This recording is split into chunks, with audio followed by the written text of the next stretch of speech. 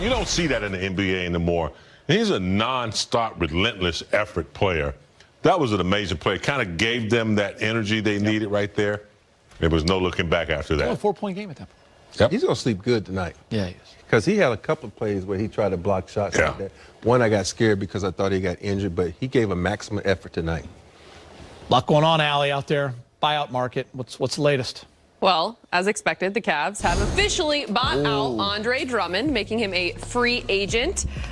Your best friend, BFFFFFF, Brad Turner, tweeting this today, Rob, with Andre Drummond getting bought out from Cleveland, the Lakers appear to be front runners to land the center, sources said. But the Lakers have competition from other teams. Keith Smith, guys, from Yahoo Sports, quoting Woj, saying Drummond is considering the Celtics, Knicks, Clippers, Lakers, and Nets.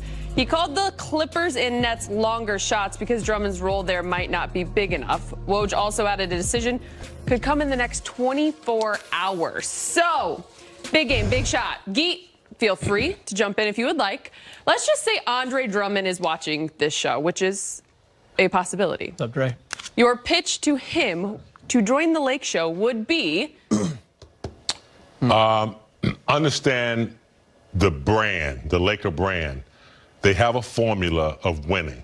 Now, we were absent a little bit after Kobe, but they always seem to know how to put together championship quality competitors. Now, whether, LeBron is here if he decides to stay after free agency or something like that, you want to win, this is where you do it.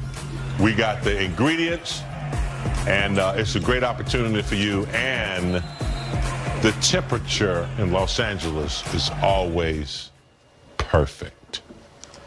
I would go at him like this. The Lakers have had megastars in that role of center. Join the crew. Join the big man crew. Kareem, Mike, and them. Put your name up in the Raptors. Come here. Get your ring. Do what every little kid that grows up wants a ring. And you get to be interviewed by the best in the business. Allie Clifton and Chris McGee, and sometimes Brez. We're gonna pump you up, dog. Come on. I was gonna leave Brez out. Oh. Andre Drummond, look me in the eye and turn up your volume. Three of us up here, James, Rob, myself, we've worked hard for this organization. We have 10 rings between the three of us. Stop fooling around. You're not going to play for the Clippers. The GM there, Rob, threw a towel in his face. You're not going to play for the Knicks because they're a mess. This could be the only chance in your life to wear the purple and gold, to play with the king, LeBron James, to dine with royalty, the house that Kobe and Magic and Big Game and Kareem built. This is your opportunity. Don't overthink it. You're a Laker. Join the team. Let's win a ring, and let's rage.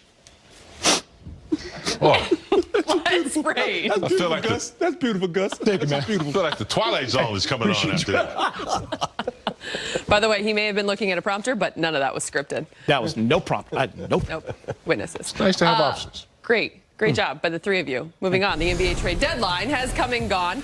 Here are some of the biggest trades. The Nuggets acquired Aaron Gordon and JaVale McGee. The Bulls pick up Vucevic from the Magic. Celtics acquire Evan Fournier, last year's Eastern Conference champs, trade for Victor Oladipo, and old friend Rajon Rondo comes back to LA, but this time it is in a Clippers jersey. Now, we saw a handful of trades to multiple contenders. Which ones stand out the most to you? Big shot. You know what, it's just going to sound weird, but it's the Oladipo trade. Because the Houston Rockets, after trading away James Harden, got nothing. They got nothing for that trade, and that's amazing. You got guys like we just saw tonight, the big guy, what's his name? That's blocking all the shots. Jared Allen. Jared Allen. You could have had him, and then you got nothing. I don't understand that one. What about you, Big Game? I'm just curious to see how Eric Gordon is going to enhance Denver's team. He's going to be playing with a team that really has a great passer. He moves without the basketball very well. He's a high entertainment, acrobatic player. I think he's going to give them a huge advantage over there in Denver. What a great starting five. Yes. And Jokic, man, he's playing so well right now. Denver in fifth, sitting right behind. Yeah, trying to move Lakers. on up, too. Won 7 of their last 10. Wes Matthews scored 9 points in the win over Cleveland. He's now speaking with the media. 24 points, 10 of 15, 10 rebounds. Dennis Schroeder, 17 points, 7 assists, 4 steals. THT, 15 points, 6 of 11, 2 steals. Lakers go to 29 and 17 on the season. Let's go back to Staples. Trez is speaking with Mike. Hey, Trez, I wondered what the message was at halftime as you guys are trailing by 7, and then we saw the results in the third quarter when things flipped around pretty quickly. Talk at halftime was basically, about the miscommunication we had on defense in the end, and guys wasn't in the right rotation spots. So we really just cleaned up a lot of mistakes that we had on defense in the end, and really just, made our rotations earlier. We knew they kept hitting the big on the pocket pads, and, it opened up a lot for them. So we just wanted to make sure that we got there early, make the bid, make a decision, pass out of it, try to do something different than just line up the ball or get fouled. Two questions for you about Dennis Schroeder. Just wondering first, the chase down block that he had and the steals, and just how much he sparked your guys' defense. And then if you feel like you and he have been developing some in the screen roll game on the other side of the court. He's a warrior on the defense end of the floor. He started, getting up in guys, picking them up full court, making them uncomfortable, turning guys. He's just been a pest, something that he's built a name for in this league for a long time. And as far as on the offensive end of the floor, I think we're starting to gel. We're starting to, find some plays and, read each other a little bit more. I think a lot of that was about reads and kind of getting the feel of, what each other can kind of do or how, we kind of want the ball or screen set for one another, man. So it's just communication, man. It's going to take a little bit of time. This is our first year playing together, but I think we're going to get it right.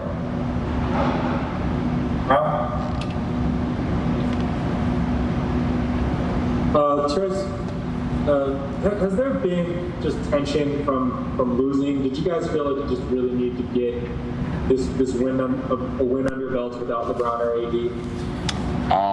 No, I don't think we felt tension. I think we was more so, disappointed at, the results of a lot of our last games, especially when we put ourselves there in a lot of them and got down big and, fought to come back on it and made them, some close games towards the end. But, we know in ourselves, in our mind, if we would have played like this starting out the game, it might have been a different outcome. So I don't think it's more so, frustration or anything like that, man. I just think it's more so guys are, competitive, and we just wanted to come out here and get a win, man. Just get back in the win column in general.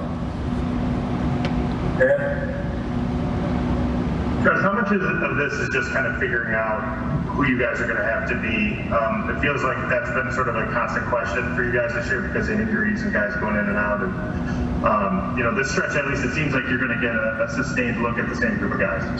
Honestly, we just got to play next man up, man. We just got to keep looking to come in, take it one game at a time, put together a great offensive plan, great defensive plan to take the other team out of the plays that they do well, and how we want to create our own offense, and take it one step at a time, man. We can't look forward to 2 weeks to when AD or Bron comes back, 3 weeks when they come back, man. Whenever they come back, we can't look forward to that. And like I said, and previous media takes before this, man, we're not just looking to hold on or just try to keep our head above water while we don't have those guys, man. We're trying to compete and still win games.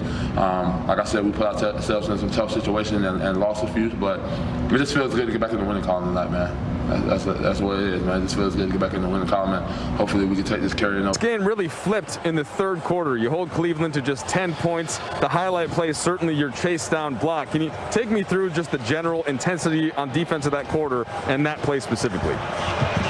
We had emphasis on the defensive end. I think, we really executed, our coverage. Everybody was engaged. And I think, we put everything on the line. And that's what it's going to come down to, I think, with this group right now. We got to give everything we have. We got to leave everything on the floor. And that's what we did in the third quarter for sure. And mostly for the whole game. All right, so you finished with 4 steals. Frank Vogel said before the game that what he appreciates the most is you put your heart and soul into it from an energy standpoint, both sides of the floor. Dennis, how important has that been in turning things around, breaking that losing streak that you guys have had without LeBron and AD? With them two out, like I said, this is we got to do some other things, and we got to switch our culture a little bit, So I think it starts on the defensive end, of course. Bring energy. I think we got to, all 5 guys got to be committed to get stops. And like I said, we needed that one, after 4 in a row. On the other side of the court, are you starting to get a bit better of a rhythm with Montrezl Harrell and some screen roll action, Dennis? My brother. Good? The people's champion, Quinn Cook. Yes, sir. Everybody loves Quinn Cook, Dennis. We understand, okay? We understand. You got to take some time there. Hey, I was asking you about Trez, just the screen roll action. Are you starting to develop some chemistry there with him? Yeah, we be doing better.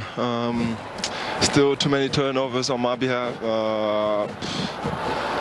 I just, try to make the right play. Sometimes I turn it over still, but I think overall, me and Trez, we building a good chemistry. We're putting a lot of pressure, on the opponent. It's a tough coverage, and we still got to, keep working on it, keep getting better on it every day. All right, Dennis, we appreciate the time, man. All right, thanks. Everybody does love Quinn Cook, as we saw in the pregame show. I want to talk that third quarter, guys. We sat here 51-44 at halftime. I looked at you, Rob. I said, that was not a fun first half. Couldn't sugarcoat it for the fans. And the Lakers came out and played the way you wanted them to, both of you. Great energy. They did it with defense. They win that quarter 28-10. Yeah, they came out and played some aggressive D. And think about this. You're going up against a team that's injured, a team that's not that good. You got to apply the defense, put some clamps on them, make them realize that who you are. You're a defending champion. You're not builder. We're not going to go down like that. You see with THT right there with the long arms, just being active with your hand, get in the passing lane. Deflections cause a lot of turnovers. They was just really active at the start of that quarter. Yeah, big game, James. A huge third quarter. You're going to see some of those numbers right here. They held Cleveland, big game, to 14%. They out-rebounded them +8. 5 steals and 2 blocks in that third alone. You're desperate for a win. This is how you got to play out of the break. Yeah, I'm sure Vogel and the coaching staff reminded them at halftime that, look, Cleveland, one of the lower scoring teams in the league. Don't allow them to, get energy in our building. We're good enough to beat them. We're better than them.